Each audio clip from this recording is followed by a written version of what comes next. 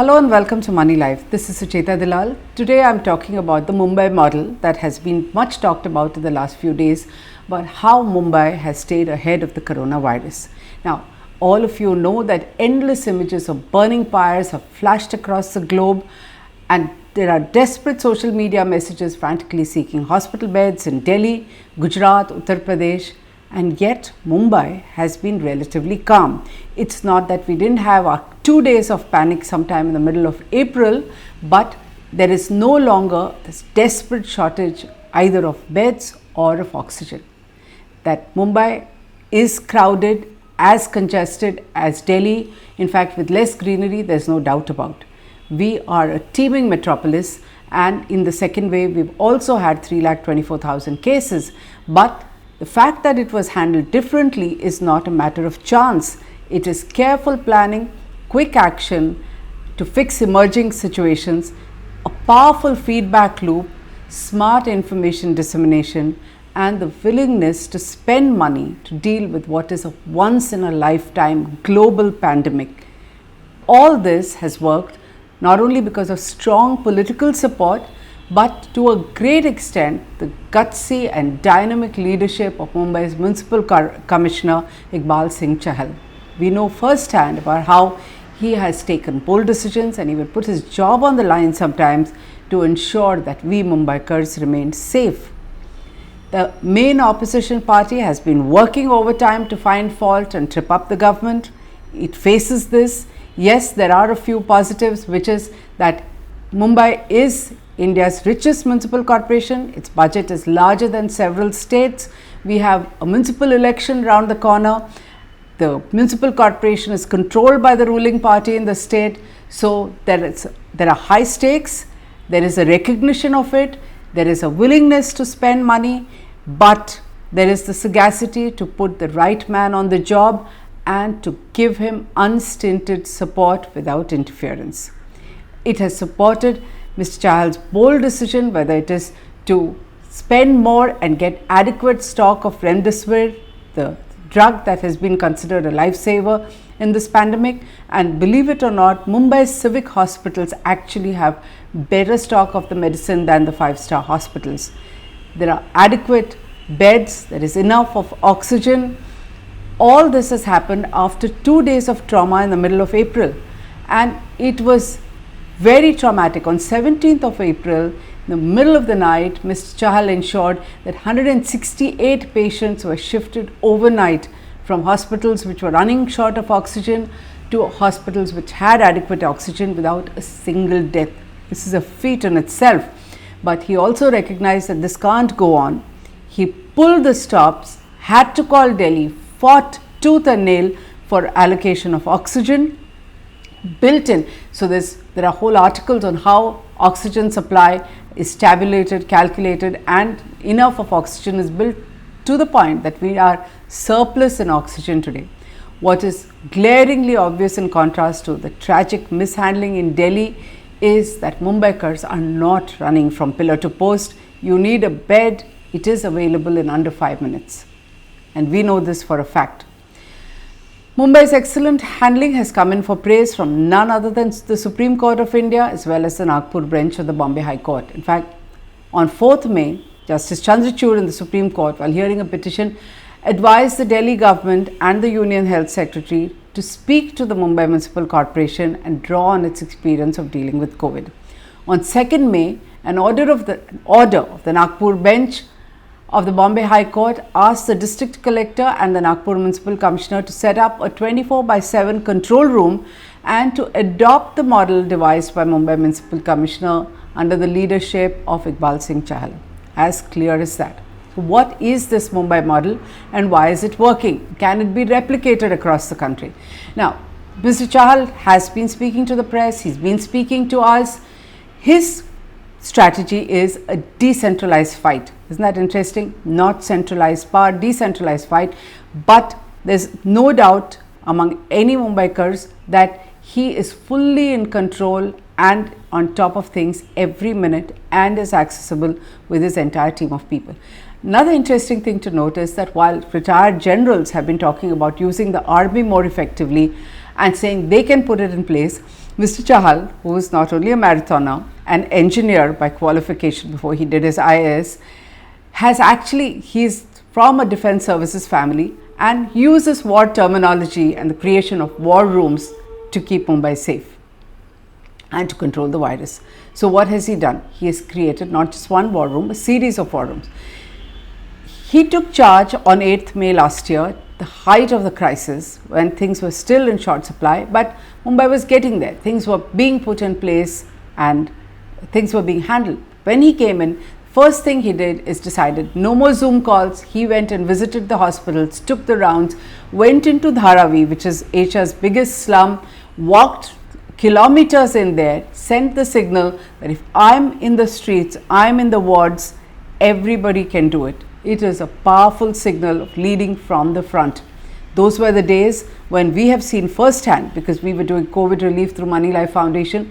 We used to have terrifying reports and videos on social media of bodies wrapped up in garbage bags, lying next to COVID patients in government hospitals. There was a shortage of almost everything from PPE kits, gloves, oxygen masks, N95 masks, even body bags. We were supplying all of it to hospitals. What was worse is desperate doctors were forced to divide their time between looking at patients and coming themselves to collect the supplies. That's how bad things were. And remember, there were over 3 lakh patients, 3,10,000 in the first wave of COVID, which was beaten, successfully handled, to the point that some of the facilities were about to be shut down when we were hit by this large second wave. Now, how has he handled the second wave? Second wave was very different because, as Mr. Chahal has repeatedly pointed out, unlike the first, where he says the poorer people were more patient, more disciplined and waited to listen to the municipal corporation, the second wave, 95% of them are entitled middle class, upper middle class and rich Indians who want everything instantly and who are constantly taking to social media to scream and to create panic. So there was a control room in Bombay. Calls used to go there and COVID tests used to happen throughout the day. The test results used to go directly to the patient. By about 7 or after 6 in the evening, people began to get their results. It started calling the control room, started calling friends, went on to social media and basically created the kind of panic that by 8 in the night, the control room was overwhelmed and couldn't handle things anymore. One of the first things that Mr. Chahal did is to disband the control room. He has of course used social media and Twitter, especially the Twitter handles, extremely effectively to disseminate information. So 10,000 calls happening in the short span obviously was not something any control room could fix in a short period. So what did he do? He set up 24 war rooms in each ward. Now these 24 war rooms were very interesting. So each ward had a war room which had 24 dashboards, which had a list of all the hospitals and infrastructure that was required. They had 10 telephone operators, 30 lines. These were air conditioned facilities, worked in 3 shifts, 24 hours a day. The second thing that he did, each of them had 10 doctors and medical support staff and 10 ambulances. I'm going to come to how this happened later. It sounds like throwing numbers. Remember, there is money in Bombay which was used, but let's come back. So when you have 24 wards with 10 dashboards each, you have 240 dashboards. Keep that in mind, and we look at the hub and spoke operation that was created. So the BMC headquarters was the hub. He decided that Mumbai's 55 testing labs will no longer give test results to individuals who had got themselves tested. Instead, all the results would be sent to the BMC. BMC headquarters had a team sorting out 10,000 reports that came in every evening starting from 6. By 6 in the morning, these were cleaned up, divided into 24 wards, remove all those which were not really from Bombay, and send cleaned up lists to each of these 24 war rooms at 6 in the morning. Okay, so there also people are waiting. What does this come to? About 400 per ward. Maybe some have more patients, some have less, but on an average 400. If you look at per dashboard, just about 40 per dashboard. Now, not all of these are symptomatic, not all of these are desperate, not all of these need hospitalization. Hold that thought. Now, what do you need? Medical staff. So like I said, 10 ambulances were there. How did he get the ambulances? He requisitioned, apart from what was there with the infrastructure, civic infrastructure already, he requisitioned 800 SUVs, which is all that you require to take patients to hospital, refurbished them to create a partition between the driver and back, so that the COVID patient could just sit in the ambulance and be taken to the hospital. To manage these 800, he approached Uber, got their software platform. So you now have 800 ambulances working on a Uber platform, which can be tracked with GPS and everyone knows what's happening. So where do you create the medical staff from? BMC invited doctors and support staff from all over Maharashtra. Maharashtra has several medical colleges. He told them, work in our wardrooms, they are air conditioned. They were given excellent accommodation within walking distance of each ward. They were paid a stipend of 50,000 per month. These were qualified doctors who were doing their internship. By doing this, he got 900 doctors to man these 24 wards in 3 shifts. So you have ambulances, you have doctors, you have medical staff. He did exactly this with nurses. He had 600 nurses and support staff willing to go on the ground.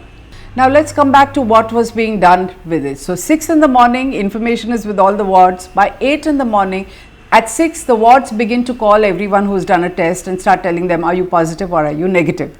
If they are positive, then the ambulances, these 10 ambulances per ward, begin to move and visit people who have tested positive, take a look at their condition, decide whether they need oxygen beds, they need ICUs. The doctor would call from the homes of these people to the hospital and arrange a bed, put them in the same ambulance and send them to the hospital without having to search for one. Now let's come to the next part, which is the hospitals. So how were the hospitals co-opted? Very early into COVID, even before he took over, Maharashtra decided that COVID hospital rates would be capped. All about 172 hospitals have been put on a central dashboard. These include private hospitals and even the jumbo centers, 7 jumbo centers that have been set up by the municipal corporation. Many of those jumbo centers have oxygen beds, are extremely well managed, are air conditioned. What happened is that the hospitals were on a common dashboard. They had been asked not to admit patients directly. So don't create chaos.